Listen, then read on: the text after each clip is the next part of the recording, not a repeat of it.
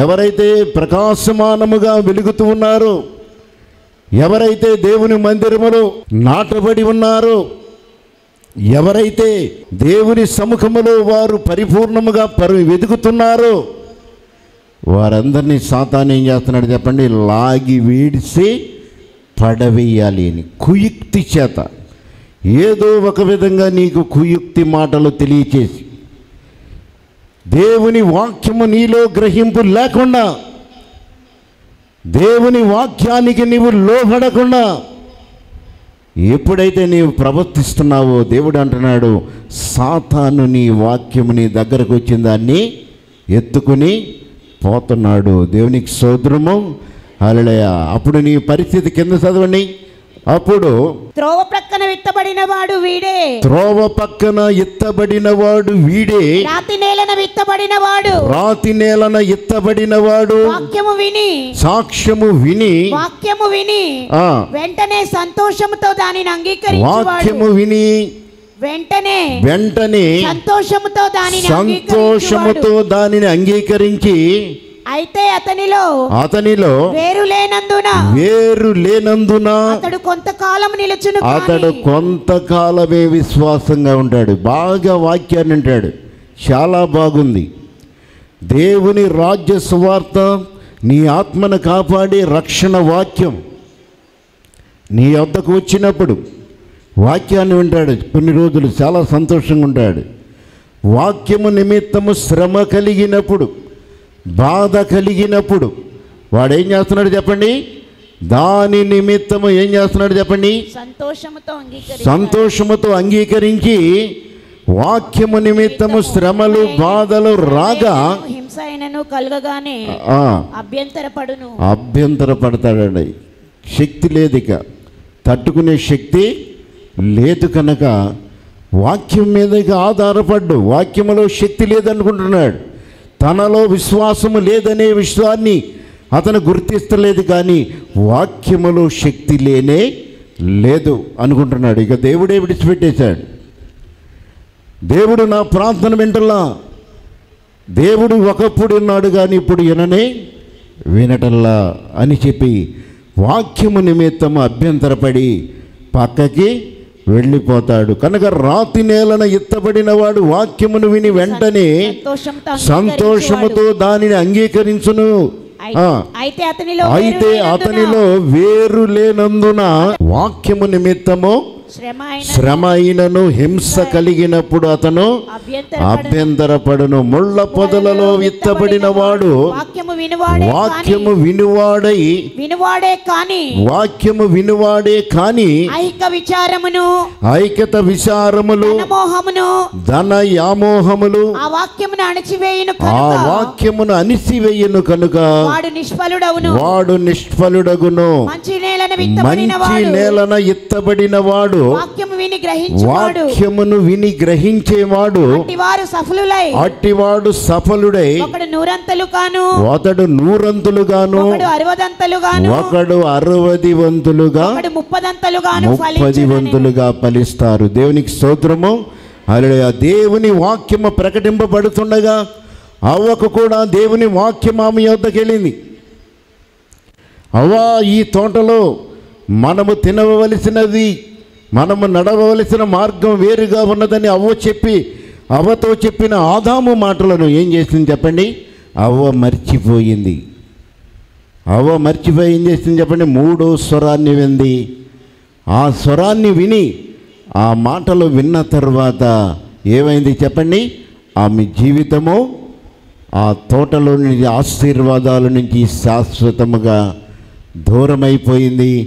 కనుక కుయుక్తి చేత సాతాను ఎంతగానో దేవుని కుటుంబముగా ఉన్నవారిని ఈడ్చి నేల మీద పడవేసింది. ఇక ఆదాము పరిస్థితి ఏంటి చెప్పండి?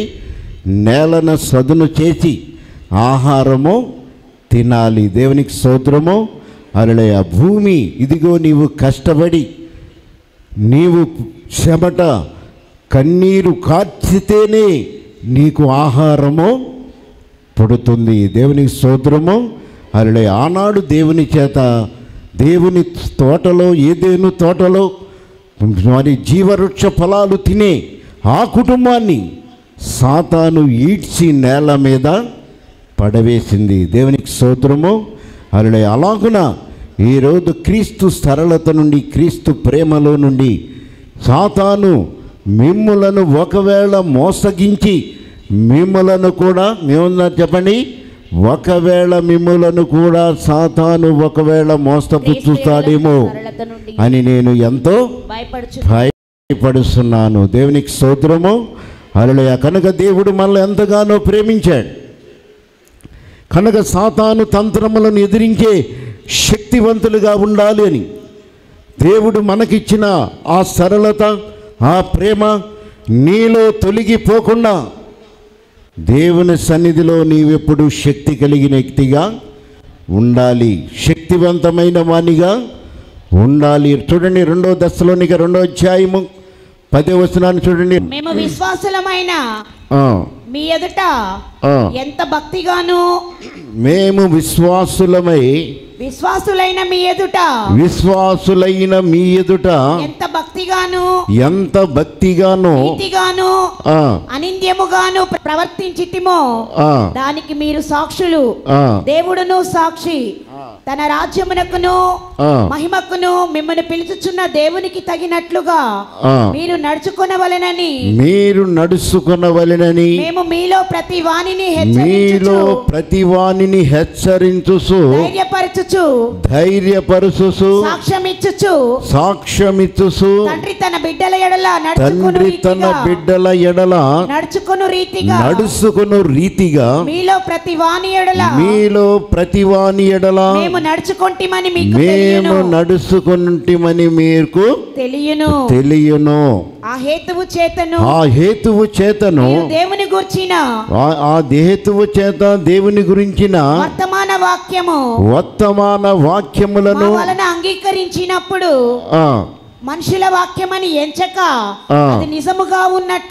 అది నిజముగా దేవుని వాక్యమైనట్లు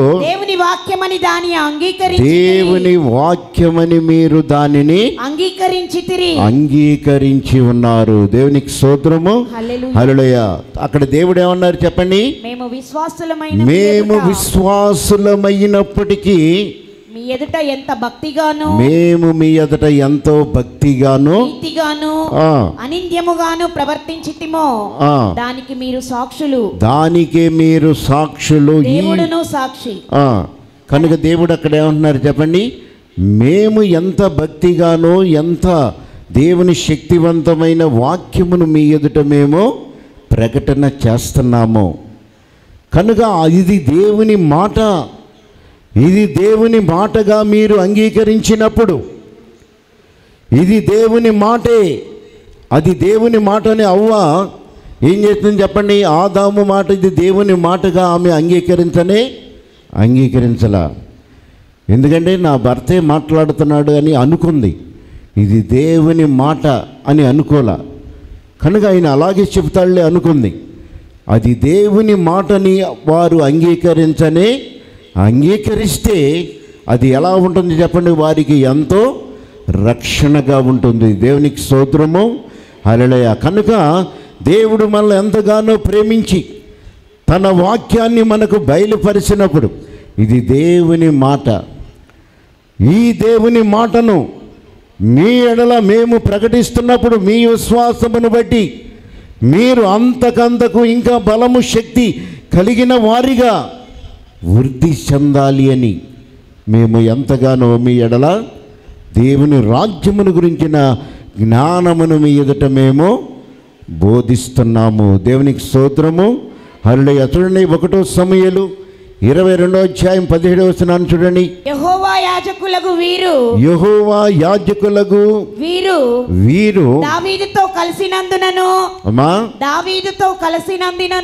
దావీదుతో కలిసినందున అతడు పారిపోయిన సంగతి తెలిసి, అతని పారిపోయిన సంగతి కూడా తెలిసియు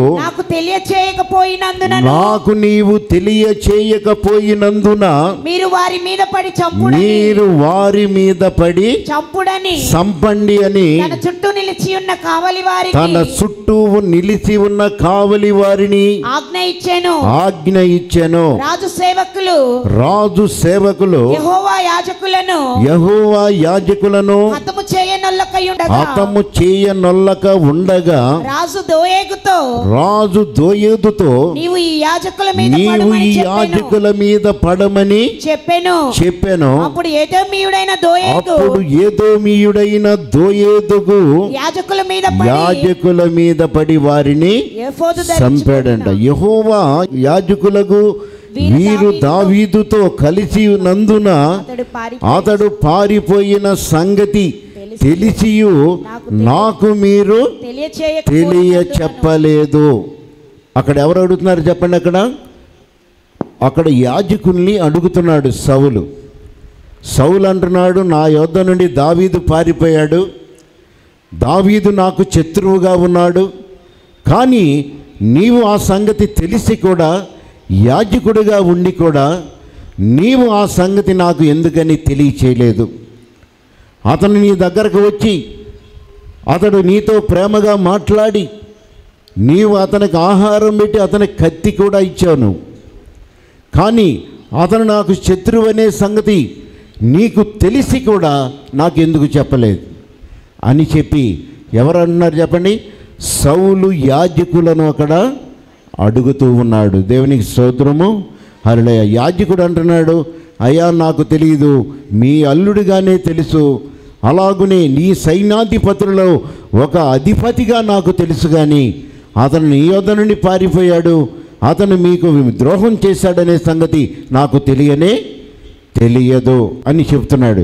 అక్కడ దోయేదు అనేవాడు దూరము నుండి అంటున్నాడు, ఇదిగో ఇతను దావీదుని చేర్చుకున్నాడు, అతనికి ఆహారం పెట్టాడు, అతనికి కత్తినిచ్చాడు, అతన్ని పక్కకు పంపించాడు మీకు తెలియకుండా రాజా అని చెప్పి అక్కడ ఏం చేశాడు చెప్పండి?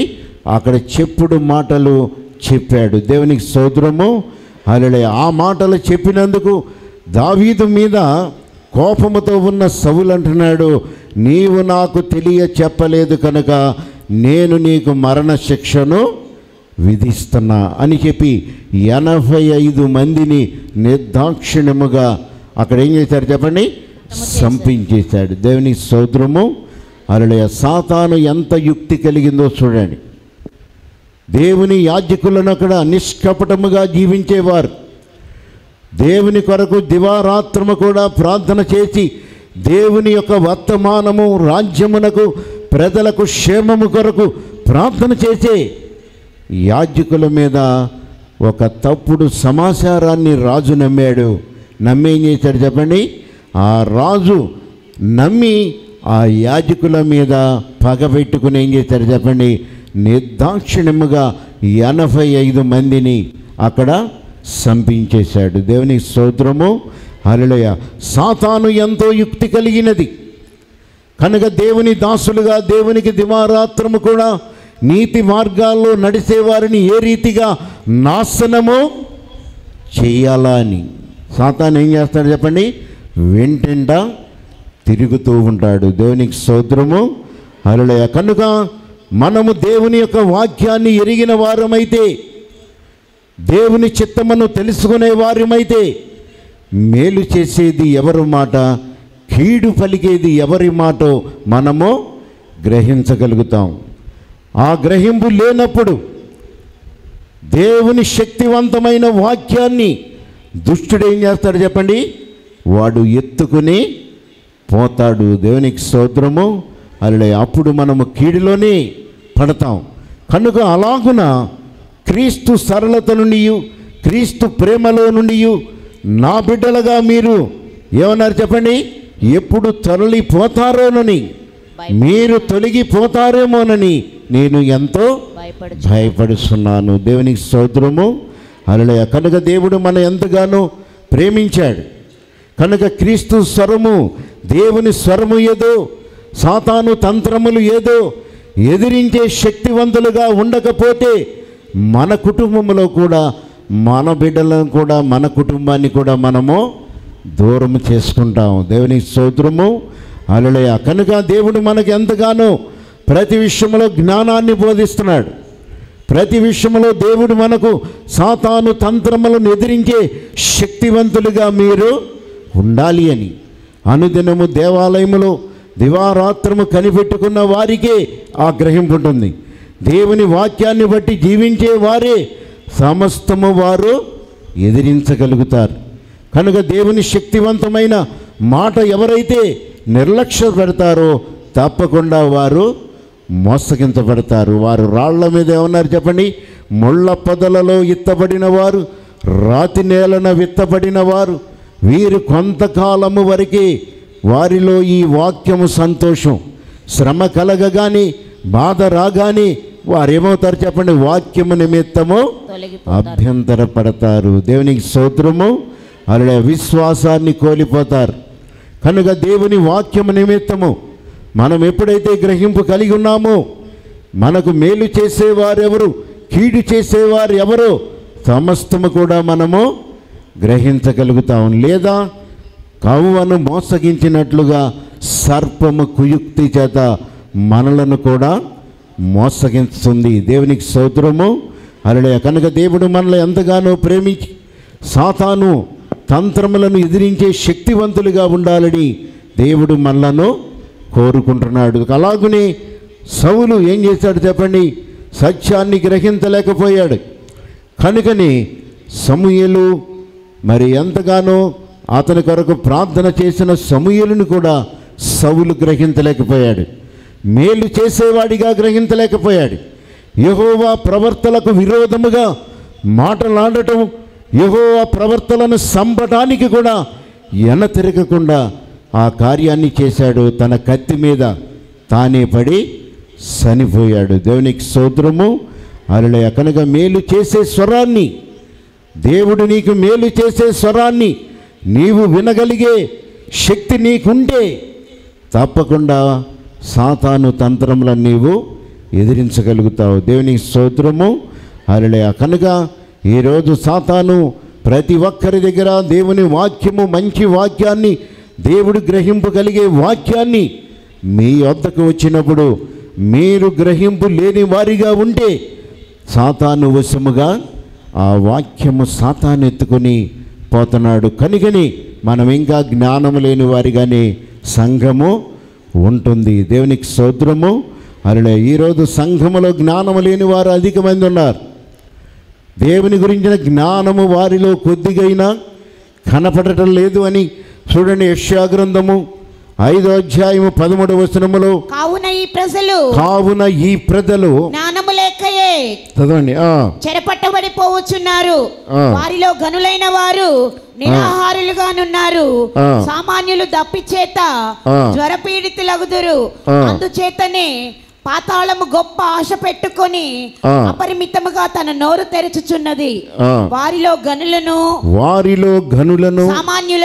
సామాన్యులను ఘోష చేయువారును హర్షించువారును పడిపోవుదురు. దానిలో ఎవరెవరు పడిపోతున్నారు చెప్పండి? ఘోష చేసేవారు, హర్షించువారు, అలాగునే ఆ పాతాళములో పడిపోతున్నారు. కావున నా ప్రజలు జ్ఞానము లేకయే చెరపట్టబడిపోతున్నారు. వారిలో గనులైన వారు నిరాకారులుగాను, సామాన్యులు జ్వరపీడితుగాను ఉన్నారు. వీరందరినీ కూడా సాతాను ఏం చేస్తున్నాడు చెప్పండి? పాతాళ వైపు మంచి మార్గం ఉన్నది, మీరందరూ కూడా రండి అని చెప్పి వారిని ఏం చేస్తున్నాడు చెప్పండి? లాక్కుని వెళ్ళిపోతున్నాడంట. కనుక సాతాను తంత్రములను ఎదిరించే వారిగా ఉంటే దానిలో ఘోష చేసేవారు, జ్ఞానులైన వారు, అల్పులైన వారు అందరినీ కూడా వాడు ఏం చేస్తున్నాడు చెప్పండి? ఆహ్వానిస్తున్నాడు. రండి, మీ కొరకు నా కొరకు పాతాళము సిద్ధముగా ఉన్నది. మనం అందరం అక్కడ సంతోషంగా ఉందాం. మన అందరి కొరకు అక్కడ సాతాను అంటుంది, ఇదిగో అగాధములో మనం అందరం సంతోషించి అక్కడ ఆనందం ఉన్నది, రండి అని చెప్పి ఆహ్వానాన్ని పలుకుతూ ఉన్నాడు. దేవునికి స్తోత్రము. హల్లెలూయా. కనుక జ్ఞానము లేకయే, గ్రహింపు లేకయే నా ప్రజలు ఏమవుతున్నారు చెప్పండి? చెరలోకి వెళ్ళిపోతున్నారు. దేవునికి స్తోత్రము. హల్లెలూయా, చెరలోనికి విడిపించడానికి, చెరలోనికి మరలా వెళ్లకుండా దేవుని వాక్యం ఈరోజు మనకు ప్రకటింపబడుతుంది. దేవునికి స్తోత్రము. హల్లెలూయా. కనుక దేవుడు మనకిచ్చిన ఈ సమయంలో దేవుని రాజ్యమును గురించిన గ్రహింపు లేకపోతే, ఈ వాక్యం ప్రకటించబడినప్పుడు నీవు గ్రహింపు కలిగి ఉంటే సాతాను తంత్రములను ఎదిరిస్తావు, లేదా నీ వద్దకు వచ్చిన అమూల్యమైన దీవెనకరమైన వాక్యాన్ని నీవు కోల్పోతావు. ఆ తర్వాత నీకు ఏమన్నారు చెప్పండి, నేల మీద పడవేయబడిన స్థితిలో ఉంటావు అని దేవుడు అక్కడ తెలియపరుస్తున్నాడు. దేవునికి స్తోత్రము. హల్లెలూయా. కనుక నేల మీద పడిన వారు ఇక లెగలేరు. కనుక ఆ సాతాను ఆకాశములో ఎత్తు స్థానములోనున్న నీ యొక్క సాక్ష్యాన్ని, నీ యొక్క జీవితాన్ని లాగి కింద పడవేసిన తర్వాత మరలా నీవు ఎక్కాలన్నా ఎక్కలేవు. దేవుని స్తోత్రము. హల్లెలూయా. కనుక ఆ యుక్తిని ఎదిరించే శక్తివంతులుగా ఉండాలని దేవుడు మన పక్షాన కోరుకుంటూ ఉన్నాడు. దేవుని వాక్యము దీవించునుగాక. హల్లెలూయా. హల్లెలూయా. దేవునికి వందనాలు. అయ్యగారికి అమ్మగారికి వందనాలు తెలియజేస్తున్నాను. అలాగే సంఘానికి కూడా నా హృదయపూర్వక వందనాలు తెలియజేస్తున్నాను. నా పేరు అలేఖ్య. మేము ఉద్యోగరీత్యా నున్న రావటం 1 సంవత్సరం అయిపోయింది. ఇక్కడ అవేరా ఎనర్జీస్లో ఎలక్ట్రికల్ వెహికల్స్ తయారీలో నేను ఎలక్ట్రికల్ ఇంజనీర్గా చేస్తున్నాను స్టార్టప్ కంపెనీలో. నాకు వివాహమై 7 సంవత్సరాలు అయింది. అయితే గర్భఫలం లేదు. ఎందుకంటే 5 సంవత్సరాల తర్వాత, అంటే వివాహమైన 2 సంవత్సరాల తర్వాత తెలిసింది గర్భసంచి బయట ఒక గెడ్డ ఉందంట. అంటే క్యాన్సర్ కాదు కానీ మామూలు గెడ్డే, కానీ అది పెద్దగా ఉంది, తీసేయాలన్నారు. కొన్ని కారణాల వల్ల, ఆర్థిక పరిస్థితులు, అలాగే భయం, చాలా కారణాల వల్ల నేను ఇప్పటి వరకే దాన్ని అలాగే ప్రేయర్ చేస్తా అట్లాగే ఉంటే, అప్పుడు మొదట డిటెక్ట్ అయినప్పుడు అది 7.5 సెంటీమీటర్స్ అన్నారు. కానీ ఇప్పుడు వచ్చేటప్పటికి అది 15 సెంటీమీటర్లు అయిపోయింది, పెద్దదైపోయింది. డాక్టర్స్ అన్నారు ఓపెన్ సర్జరీ చేయాలమ్మా అని అన్నప్పుడు చాలా భయం వేసింది. అమ్మగారితో అయ్యగారితో చెప్పి ప్రేయర్ చేయించుకొని డాక్టర్ గారి దగ్గరికి వెళ్ళి చూపించినప్పుడు అందరూ డాక్టర్స్, విజయవాడలో ఉన్న వాళ్ళందరూ కూడా, ఇక్కడ చాలామంది స్పెషలిస్టుల దగ్గరికి వెళ్ళాం, వాళ్ళందరూ కూడా ఓపెన్ చేయాల్సిందే, ఎందుకంటే 15 సెంటీమీటర్లు ఉంది, మాస్ కూడా ఎక్కువగా ఉంది, అంటే 1 కేజీ దాకా ఉంది అని అన్నారు.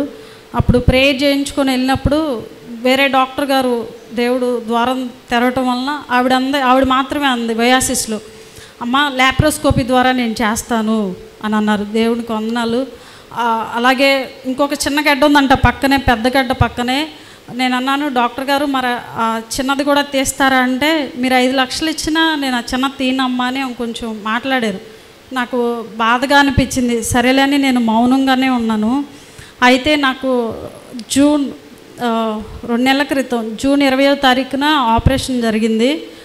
డాక్టర్ గారే, ఏ డాక్టర్ గారు అయితే చిన్నది చేయను అన్నారో అది కూడా దేవుడు కృపలో పూర్తిగా తీసేయటం జరిగింది. ద ఫస్ట్ వర్డ్ ఆపరేషన్ అయిన తర్వాత ఆవిడ వచ్చి నాతో చెప్పారమ్మా నీకు చిన్నగడ్డ కూడా తీసేయని మీరు అడిగారు కదా అన్నారు. సంతోషంగా అనిపించింది. అదే అట్ ద సేమ్ టైం నాకు అట్లా దేవుడు స్వస్థత ఇచ్చాడు. ఈ మందిరంకి వచ్చిన తర్వాత అయ్యగారు అమ్మగారు కూడా నా కోసం ఎంతో చక్కగా ప్రార్థన చేశారు. ఒక తల్లిదండ్రుల్లాగా వాళ్ళు మాకు ఇక్కడ ఎవరో తెలియదు, నేను మా హస్బెండే ఉంటాము.